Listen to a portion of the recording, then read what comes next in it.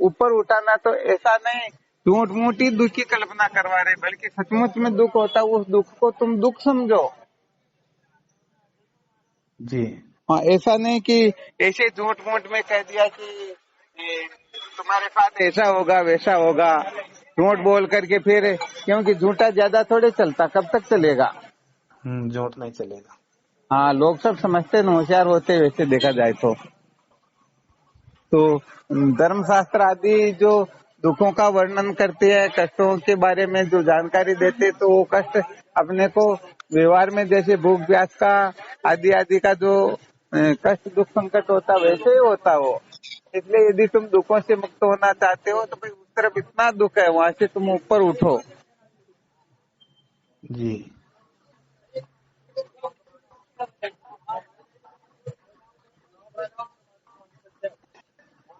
अब लोग क्या होता है कि इनको ऐसे ही समझ लेते कि जैसे ऐसे झूठ बोल करके साधकों को संसार से ऊपर उठा रहे, तो वो झूठ ज्यादा तो चलता नहीं फिर, क्योंकि जब तक ज्ञान नहीं होता है तब तक तो स्वर्ग नरक बंधन मुक्ति जन्म मरण गमन आगमन ये सारा का सारा होता है ना।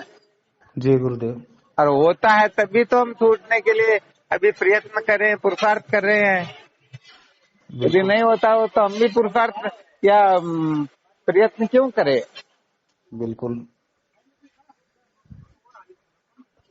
हाँ, वो दृष्टांत दे करके सिद्ध कर देते हैं, देखो भाई भूख लगती है तब भोजन की आवश्यकता होती है। हाँ, अब परमार्थ से तो परमार्थ में तो भूख प्यास सुख दुख संकट कुछ है ही नहीं। तो ये तो बिल्कुल तत्व ज्ञान होने के बाद में होता है, क्योंकि उसमें प्रीति अमीन करके भस्म हो जाता है। बिल्कुल गुरुदेव।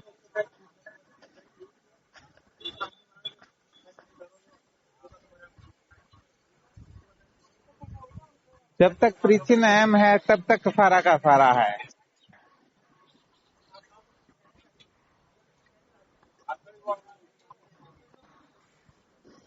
अच्छा, इनसे स्वामी जी ये जो भयानक उपदेश है, हाँ, भयानक भयानक उपदेश जो भयानक का अधिकारी है, उस अधिकारी के भयानक का उपदेश दे करके रोचक की ओर प्रस्थान करवाते हैं। अरे संसार में सभी भयानक उपदेश के ही अधिकारी है, क्योंकि जो दुखों को दुख समझ चुके हैं वो भयानक के अधिकारी नहीं, क्योंकि उनको भयानक उपदेश का फल प्राप्त हो चुका है। अच्छा जी गुरुदेव। भयानक उपदेश का मतलब होता है डर बता करके, तो डर सचमुच में वो तभी तो वो डरेंगे। हाँ, जब कुत्ता बिल्ली है रात में जाएंगे तो काट लेंगे तभी तो भय है। हाँ, बिल्कुल सही है। तो ऐसे जीव जब तक अपने का साक्षात्कार नहीं कर लेता तब तक जन्म मृत्यु की श्रृंखला ज्यों की त्यों भटकनी, ज्यों की त्यों जन्म हाँ मृत्यु की श्रृंखला में भटकना ही होता है।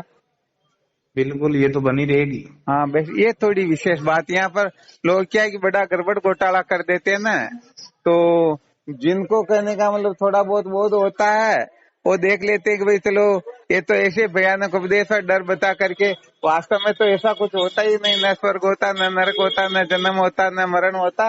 ये तो ऐसे ही डर बता करके ये अपने को सत्य की तरफ लगाना चाहते, तो थोड़ा बहुत समझा हुआ क्या करेगा फिर, वो डरेगा भी नहीं और न उधर ब्रह्म विचार कर पाएगा। हाँ वहां फिर। पर ही भटक करके फिर वो भयानक उपदेश की आवश्यकता होती वैसे कर्म फिर करने लग जाएगा, क्योंकि स्वर्ग नरक कुछ होता तो है ही नहीं। कितने भी पाप करो, कितने भी उल्टे सुलटे करो, मजे लो ना, मौज मस्ती करो, मनोरंजन करो, न अपना जन्म होता न मरण होता न स्वर्ग होता न नरक होता, तो क्या फर्क पड़ रहा। तो इसको चारवाकी सिद्धांत बोलते हैं, इसको वेदांत ज्ञान नहीं बोलते हैं। हाँ, ये तो फिर गड़बड़ हो जाती, फिर कुछ भी करो तब तो ये भी तो साथ में ही कुछ में तो। हाँ, व्यवहारिक सत्ता का बाद जब बिना ब्रह्म ज्ञान के होता ही नहीं, क्योंकि ये सोपाधिक ब्रह्म है। हम्म। जब तक अंतःकरण रहेगा तब तक ये बना ही रहेगा।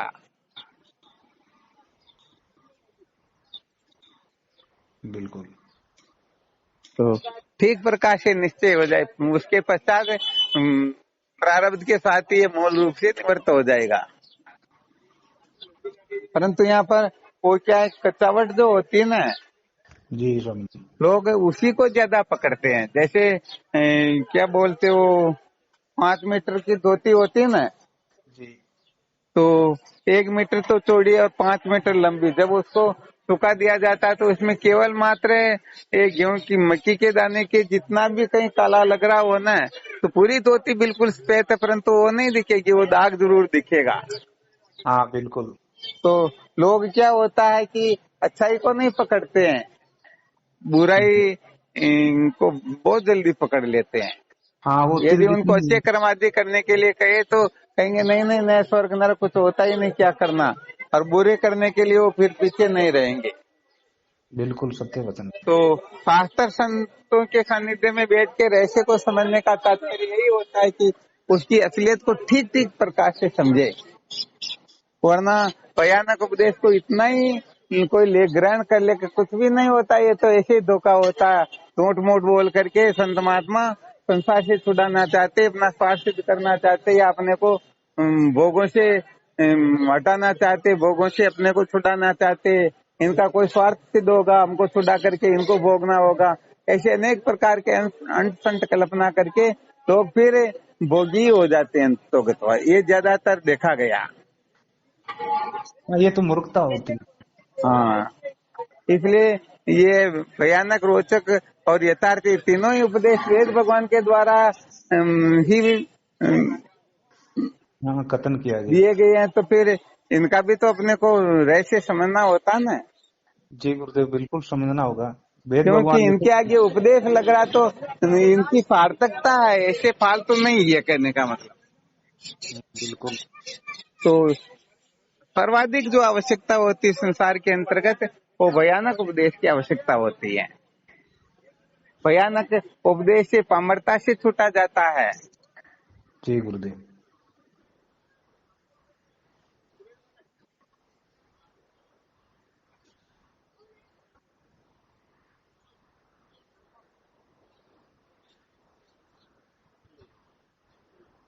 तो पामर, विषय, जिज्ञासु, तीन ही पुरुष होते। पामर के लिए भयानक उपदेश है, विषय पुरुष के लिए रोचक उपदेश है, जिज्ञासु के लिए यथार्थ उपदेश है, ज्ञानी तो मुक्त है, उनके लिए क्या चाहिए? हाँ, ज्ञानी के लिए तो कुछ नहीं। कोई आवश्यकता ही नहीं है। भगवान कहते ये तो मेरा साक्षात रूप ही है। हाँ, ये बात है।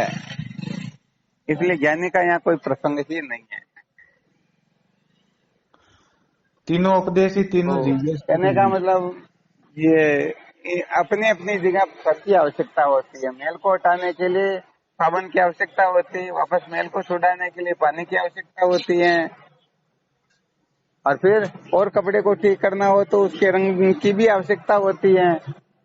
ना बिल्कुल तो होती है। समझो ये 3 कक्षाएं होगी ताकि वो पहनने योग्य हो जाए। तो ऐसे ही भयानक, रोचक, यथार्थ उपदेश जो है, इसी प्रकार से जीव मात्र का नियमन करते हैं। बिल्कुल सत्य वचन। इनको व्यक्तिगत रूप से भी हम देख सकते हैं कि अपने लिए तीनों की आवश्यकता है या नहीं। क्योंकि जागने से लेकर के सोने तक कभी तमोगुणी वृत्तियां होती हैं, कभी रजोगुणी होती हैं, कभी सतोगुणी होती हैं।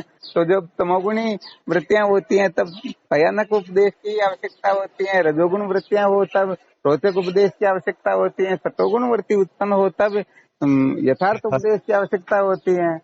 तो सतोगुणवर्ती सदा सर्वदा थोड़ी उदय होती है, नहीं रहती है गुरुदेव। कभी कभी होती 24 घंटे में, कभी दो, एक आधा मिनट के लिए, 2, 5, 10 सेकंड के लिए, और क्या ज्यादा से ज्यादा। बिल्कुल। तो ज्यादातर तो रजोगुण तमोगुण से ही रहते हैं ना। तो जब जब जिस जिस प्रकार की वृत्तियां उदय हो रही हो उसमें उस उपदेश की ही आवश्यकता होती है। और उपदेश ये अवश्य है कि वो शास्त्र सम्मत हो, भले ही धर्म शास्त्रों की सहमति हो, परंतु कोई हो। बाकी जो भयानक उपदेश होते हैं वो तो बेकार होते हैं। शास्त्रोक्त अध्यारोप कल्याण करवा देते हैं, फालतू के अध्यारोप तो वो गड़बड़ घोटाला ही करते हैं।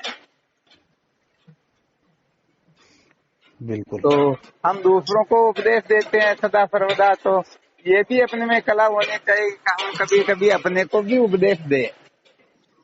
तो ये अंतःकरण इस प्रकार का नाच नाच रहा है, बस उसी प्रकार से उपदेश की आवश्यकता हो जाती। कभी इसको भयानक उपदेश दे करके संसार के दुख दोषों का चिंतन करवा करके और फिर इनको वहां से ऊपर उठवाए, और कभी इनको भगवान की कृपा का, भगवान की महानता का, भगवान की दयालुता का संकेत करके इनको भगवत कृपा की ओर या भगवत भजन की ओर प्रवृत्त करे, और कभी सतोगुण वर्ती उदय हो तो मैं अद्वितीय ब्रह्म हूं, इस प्रकार का चिंतन मनन करे। तो कुल मिलाकर के ये अंतिम होता है, मैं अद्वितीय ब्रह्म हूं, इसी आगे फिर कोई चिंतन मनन होता नहीं। जी गुरुदेव। तो ये सारा का सारा जो है, जो संत साधक प्रवीण हो जाते हैं, दूसरों के लिए तो बहुत अच्छी बात, परंतु स्वयं के लिए भी जो प्रवीण हो जाते हैं वो सचमुच में यथार्थ विद्वान होते हैं। वो अपना भी कल्याण कर सकते हैं और सृष्टि के जीव मात्र का भी कल्याण कर सकते हैं।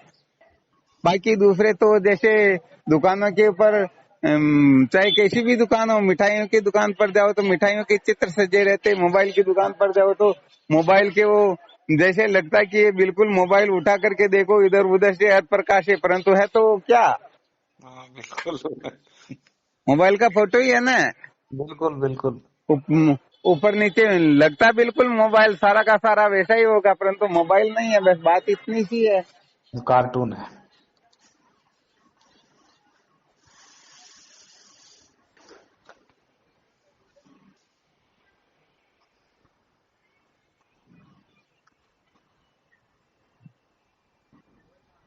तो साधकों को सदा सर्वदा आत्मचिंतन करते रहना चाहिए। यहाँ आत्मचिंतन से तात्पर्य होता है, अभी जो बताया गया रहस्य ना, किस समय किस उपदेश की आवश्यकता है। जैसे जिस समय भूख लगती तब हम भोजन ही करते हैं, प्यास लगती है तब पानी ही पीते हैं, नींद आती है तब सोते ही हैं, जब सर्दी लगती तो रजाई को काम में लेते हैं और नहीं लगती तो उनको एक तरफ रख देते हैं। कभी जूते की आवश्यकता होती, कभी पंखे की आवश्यकता होती है, कभी मोटर की आवश्यकता होती या नहीं होती।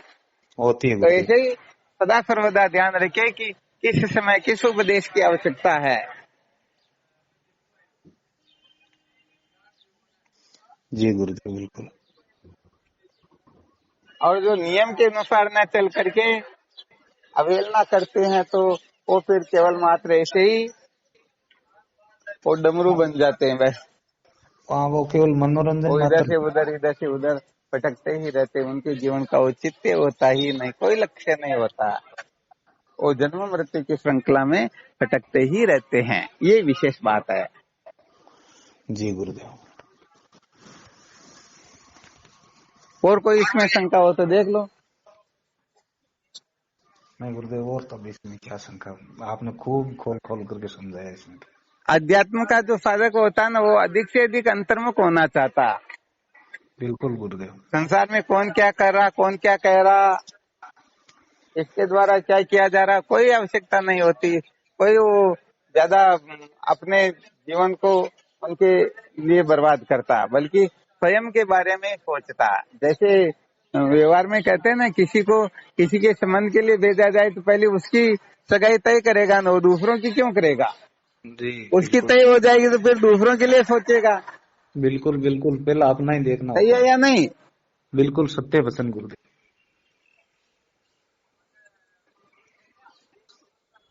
ऐसे ही साधकों को पहला स्वयं का सोचना चाहिए। आवाज आ रही है।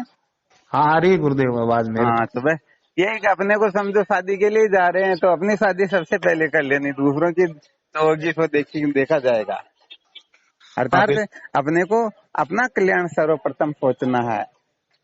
परम शांति जो है वो असली दुल्हन है। अपना हो गया तो सबका हो गया, हैं? खुद का हो गया तो सबका हो गया। हाँ बिल्कुल बिल्कुल। अरे अनादि काल से हम दूसरों के चक्कर में पड़े, उनको राजी रखे, उनको राजी रखे, उनको राजी रखे, कोई राजी होता ही नहीं, और अंत में और फजीती कर देते हैं। इसलिए दूसरे कचरे को दिमाग से निकालो और अपने जीवन की सार्थकता के बारे में सोचो, यही वेदांत विचार है। जी गुरुदेव। इसी को अध्यात्म कहते हैं। अंतर्मुख होना ही अध्यात्म है, बहिर्मुख होना ही ये पामरता है, उच्छृंखलता है, भटकना है, रोना पछताना है। हाँ मूर्खता है फिर ये तो।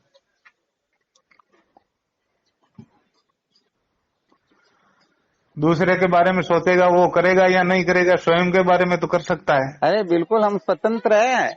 दूसरों को बिल्कुल कहे तो उनकी मर्जी हो तो करे या ना करे, हम तो जो चाहे वो कर सकते हैं ना। बिल्कुल कर सकते हैं स्वामी जी। ऐसे इसीलिए अपने को सदा सर्वदा सावधान रहना चाहिए। हम कुछ भी कह रहे हैं, सुन रहे हैं, तो सर्वप्रथम इसी जगह से होके निकलेंगे, जो भी सूत्र है या क्या नहीं है। जी गुरुदेव, बिल्कुल। दूसरों को सुना रहे तो भी मन में यही भावना रहे कि सबसे पहले मैं अपने को सुना रहा हूँ, फिर दूसरों को। क्योंकि दूसरे तो जचे तो सुने या नहीं सुनेंगे। बिल्कुल। मैं जब भी सत्संग सुनाता हूँ सबसे पहले यही रहता है, इसलिए मेरे सामने कोई एक भी नहीं बैठा हो तो भी मुझे परवाह नहीं रहती, और हजारों बैठे हो तो भी कोई चिंता नहीं, क्योंकि दूसरे सुने या नहीं सुने मैं बराबर सुन रहा हूँ और समझ भी रहा हूँ। बिल्कुल गुरुदेव। तो बस अंतर्मुख होना यही जीवन का सार होता है। सत्य वचन। वाह, चलो ठीक, करो साधन भजन, और क्या। जी गुरुदेव, प्रणाम आपके श्री चरणों में हाँ, बारंबार। शिवोहम जय हो गुरुदेव आपकी। जय। शिवोहम। शिवोहम।